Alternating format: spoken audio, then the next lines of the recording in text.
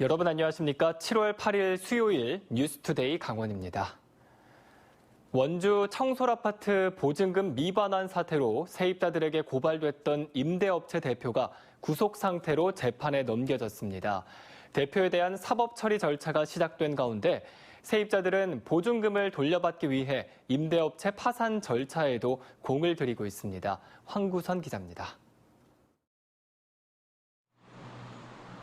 검찰이 원주 청솔아파트 임대업체 대표 65살 최모 씨를 구속한 지 25일 만에 재판에 넘겼습니다. 횡령과 배임 혐의가 있다고 판단한 겁니다. 2018년 9월 전 남편 명의로 회사를 추가로 설립해 월세가 들어오는 아파트 99채를 별다른 대가 없이 양도한 것과 지난 3년 동안 10여 개 회사를 세워 가족과 지인을 대표 등으로 앉힌 뒤 이들의 임금 명목으로 62억 원을 가로챈 혐의입니다. 세입자들은 보증금을 돌려받기 위해 공공임대아파트 전환과 채권자 파산 두 가지 전략을 추진하고 있습니다. 세입자들은 서민 주거 안정을 위해 국민주택기금으로 청솔아파트를 건립했다며 강원도와 원주시가 공공임대로 전환해 아파트를 사들여야 한다고 주장하지만 지자체와 LH는 사실상 불가능하다는 입장입니다. 그거에 대해서 매입 임대에서 사업자가 일괄적으로 산 것뿐인 거지 그 지위를 뭐 해가지고 다 한다 그 개념은 아니니까. 왜냐면 일반 사람한테도 부담을 했기 때문에 최 씨 임대업체를 파산시켜 자산을 묶어놓은 뒤 세입자들이 나눠 갖는 방안이 주요 대안으로 꼽힙니다. 임대업체 본사를 관할하는 대전지방법원에서 진행되고 있는 파산 선고 여부는 이달 안에 결정될 전망. 세입자들은 곧 청솔아파트가 경매에 넘어갈 위기에 놓여 권리 행사를 위해서라도 파산은 꼭 필요하다고 보고 있습니다. 최 씨를 기소한 검찰도 세입자들이 보증금을 돌려받도록 하기 위해 최 씨 자산을 추적해 민사상 가압류에 해당하는 추징 보전 절차에 들어갔습니다. MBC 뉴스 황구선입니다. 춘천이 반려동물 관련 산업을 적극 육성하기로 했습니다. 반려동물을 키우는 가구가 많은 만큼 춘천을 반려동물의 메카로 만들면 파급 효과가 클 것이라는 판단입니다. 보도에 백승호 기자입니다. 옛 백이보충대 주차장에 신축된 춘천 동물보호센터입니다. 이곳에서 생활하는 동물은 130마리 정도. 버려지거나 다친 동물들인데 냉난방 시설은 물론 진료와 수술실까지 마련돼 있습니다. 예전 비닐하우스로 지은 유기견 보호센터와 비교하면 하늘과 땅 차이입니다. 춘천 반려동물 동행 플랫폼 비전을 선포합니다.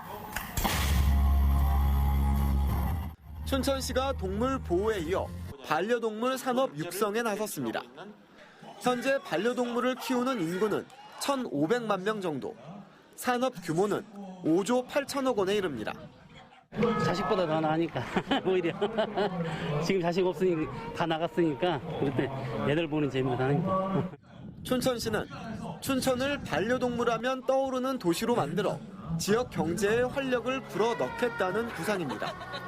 쉽게 말해 대규모 반려동물 놀이터와 산책로 등을 만들어 반려견과 함께 사람들을 끌어들이고 강원대학교와 함께 반려동물 종합의료센터도 만들 계획입니다. 또 국제 반려동물 축제 개최와 함께 반려동물 사료와 의약 산업체를 유치해 지역에서 성장시킬 계획입니다. 춘천이 자연과 가장 친화적인 도시라고 하는 이미지가 반려인들에게는 가장 매혹적인 공간으로 비춰질 겁니다.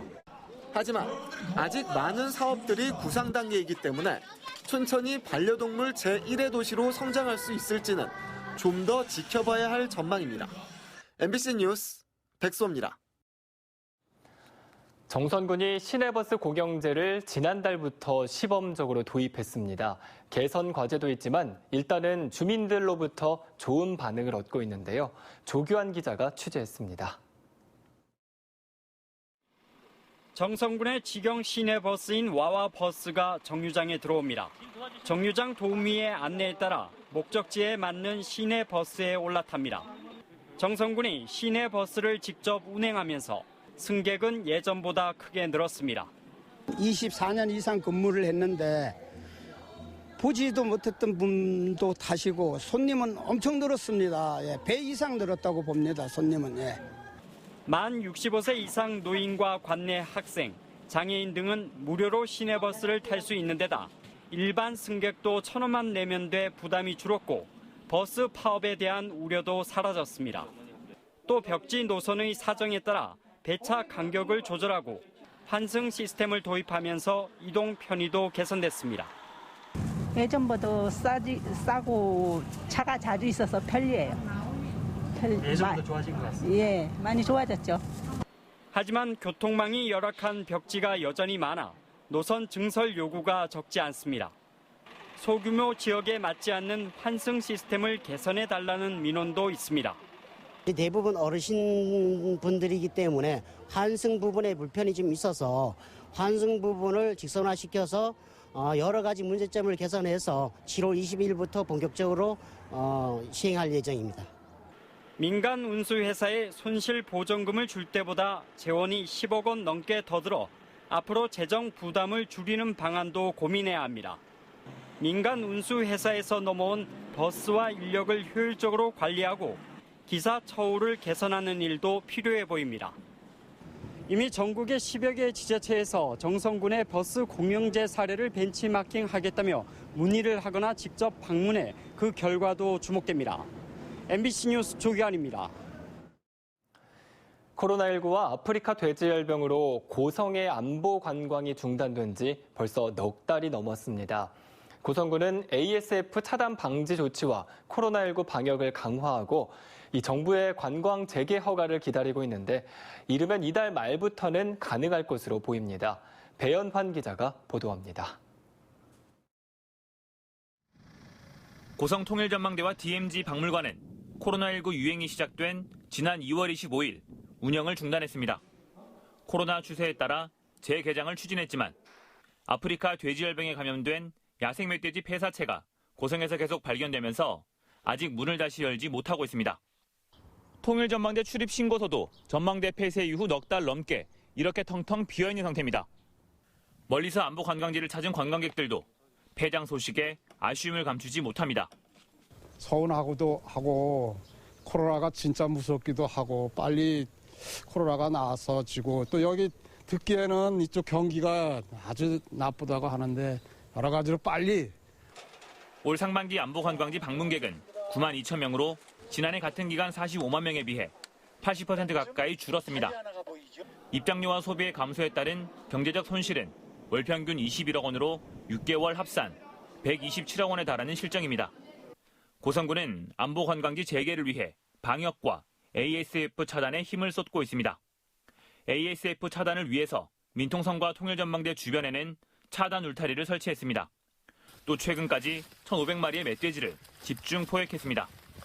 안보 관광지의 길목인 재진 검문소 등에는 차량 방역기와 대인 소독 시설을 추가 확대 설치했습니다. 북쪽에 있는 주민들이나 소상공인들이 매우 어려움에 처해 있습니다. 그리고 고성군 전체에도 상당히 좀 큰 타격을 주고 있고요. 펜스를 치고 방역 시스템을 구축하고 하면서 노력을 많이 해왔고 이제 다 준비가 되어 있습니다.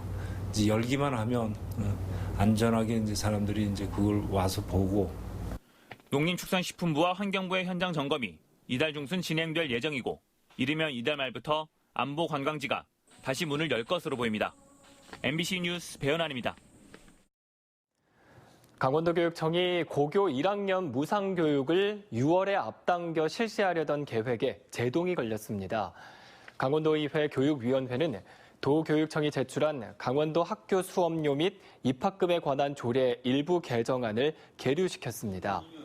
도 의원들은 초중고학생이 고루 혜택을 볼 수 있는 교육재난지원금 지급에는 예산 부족을 이유로 반대하면서 고교 1학년 무상교육을 앞당기려는 합당한 근거가 없다며 이같이 결정했습니다. 강원도 교육청은 코로나19 상황에서 학부모들의 교육비 부담을 덜어주기 위해 내년에 예정된 전면 무상교육을 올 6월로 앞당길 계획이었습니다. 옛 춘천 캠프페이지 부실 정화의 원인 등을 찾기 위한 민간 검증단 구성이 합의됐습니다. 허영 국회의원에 따르면 민간 검증단은 환경부와 국방부, 춘천시와 시민범대위가 각각 2명씩 추천하고 국회의원이 추천한 1명 등 모두 9명으로 구성됩니다. 검증단이 캠프페이지 토양 정밀 조사에 나서 부실 정화 원인 등을 찾으면 이후 춘천시와 국방부 등이 정화 비용 부담 등의 내용이 담긴 합의 각서를 작성합니다. 허영 국회의원은 캠프페이지 문제 해결에 실마리가 풀렸다며 조만간 토양환경보존법 개정안도 발의할 계획입니다. 강원도 송전탑 반대대책위원회가 서울 여의도 앞에서 동해안에서 신갑형 송전선로 백지화 촉구를 위한 강원도민 결의대회를 열었습니다. 강원도 송전탑 반대대책위는 한전이 송전선로 입지 선정위를 주민 모르게 입맛대로 구성해 강행 추진했고 일부 구간의 경우 확정 고시도 없이 마을 보상비를 지급하는 등 산자부가 통제하지 않는 전근대적 사업 방식이라며 비판했습니다. 이어 대책위는 국회 산업통상자원위원회를 찾아 한전의 독단적 추진 방식을 알리고 강원도민이 참여하는 공론화 기구의 구성과 운영을 제안할 예정입니다. 코로나19 의심 증세를 호소하는 원주 지역 학생들의 선별 진료와 격리를 돕는 이동지원 봉사단이 출범 한 달 동안 63명을 이송했습니다. 지난달 3일 전국 최초 원주 시민들의 참여로 시작된 봉사단은 지금까지 하루 평균 2.6명을 선별진료소와 각 가정으로 이송했습니다. 최근 원주와 평창에서 코로나19 확진이 잇따르고 있어 학생 이동 지원도 활발해질 것으로 봉사단은 예측했습니다. 참여 봉사자들이 기름값 등 운영비를 자체 부담하고 있지만 교육당국은 예산 항목을 근거로 지원은 어렵다는 입장입니다. 정선군이 오는 2022년까지 군립도서관을 건립할 계획입니다. 정선군은 오는 2022년까지 모두 92억 원을 들여 정선읍 봉양리 일원 12,000여 제곱미터 부지에 평생학습관과 돌봄센터 등을 갖춘 군립도서관을 건립한다고 밝혔습니다. 정선 군립도서관은 올해 설계 용역 등 행정 절차를 거쳐 내년에 착공됩니다.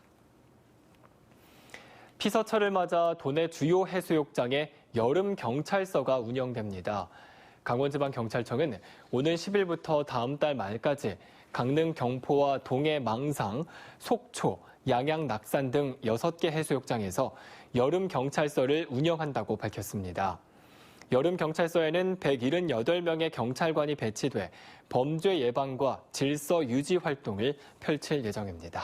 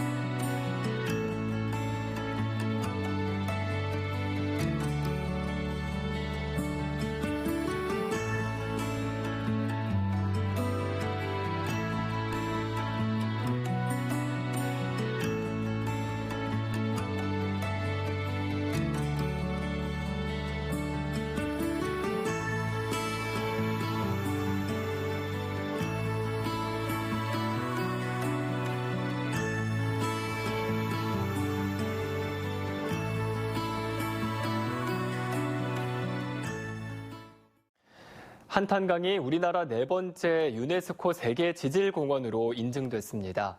강원도는 프랑스에서 개최 중인 유네스코 집행이사회에서 한탄강 세계 지질공원을 최종 승인했다고 밝혔습니다. 한탄강이 유네스코 세계 지질공원으로 등재됨으로써 세계 최고의 지질유산임을 인증받게 됐습니다. 강원도는 앞으로 세계 유일의 분단 지역이라는 상징성을 활용해 새로운 평화 경제 발전 모델을 만들어 가겠다고 밝혔습니다. 이번 주말부터 전국이 장마 전선의 영향을 받는 가운데 소방당국은 장마철 순환 사고에 각별한 주의를 당부했습니다. 춘천소방서는 집중호우에 따라 불어난 계곡물로 해마다 하천 고립 사고가 발생하고 있다며 지난 6일엔 춘천 신동면 팔미교에서 인명구조훈련을 벌였다고 밝혔습니다. 소방당국은 장마철 날씨를 수시로 확인하고 물놀이를 할 때는 구명조끼를 착용해달라고 당부했습니다. 최근 3년간 도내에서는 순환사고 653건이 발생해 모두 73명이 숨졌습니다. 화천군의 대표적인 여름 축제인 올해 화천 쪽배 축제가 결국 취소됐습니다. 재단법인 나라이사회는 코로나19 재확산의 우려로 지역 감염을 차단하기 위해 올해 화천 쪽배 축제는 열지 않기로 했습니다. 또 하나의 대표 축제인 화천 토마토 축제 역시 사실상 취소로 가닥을 잡고 내일 축제추진위원회에서 결정될 예정입니다. 그러나 화천군은 매년 고용하던 여름방학 대학생 단기 일자리 고용은 예정대로 추진한다고 밝혔습니다. 운곡 원천석 선생 등 원주를 대표하는 주요 역사적 인물의 동상 건립이 추진됩니다. 원주시는 고려 말 절개와 의리를 지킨 원천석 선생의 인물상을 시립도서관에 건립한 것을 시작으로 의제 김재감 목사, 관란 원호 선생의 인물상을 차례로 건립할 예정입니다. 동상이 건립되는 인물과 장소는 2017년 구성된 원주 역사인물상 건립추진위원회의 결정으로 추진되고 있습니다. 강원도가 주요 도정시책에 대한 도민의 알 권리 보장을 위해 국민신청실명제를 오늘부터 한 달간 운영한다고 밝혔습니다. 국민신청실명제는 행정기관이 수립 시행하는 주요 정책에 참여한 관련자의 실명과 의견을 공개하는 정책실명제의 하나로 국민이 원하는 사업을 공개하는 제도입니다. 강원도는 지난 2분기에 접수받은 국민신청 사업을 포함해 총 78건의 정책실명제 대상 사업을 공개하고 있습니다. 강원도가 레고랜드 인근에 추진하는 1,800억 원 규모의 국제 컨벤션 센터 건립이 난항을 겪고 있습니다. 강원도는 어제 도의회 경제건설위원회 업무보고에서 한국지방행정연구원이 실시한 컨벤션 센터 건립 사업 타당성 조사 결과 비용 편입 분석이 0.33으로 기대보다 낮았지만 예정대로 다음 달 행정안전부 중앙투자심사를 신청하겠다고 밝혔습니다. 이상으로 뉴스투데이 강원을 마칩니다. 시청해주신 여러분 고맙습니다.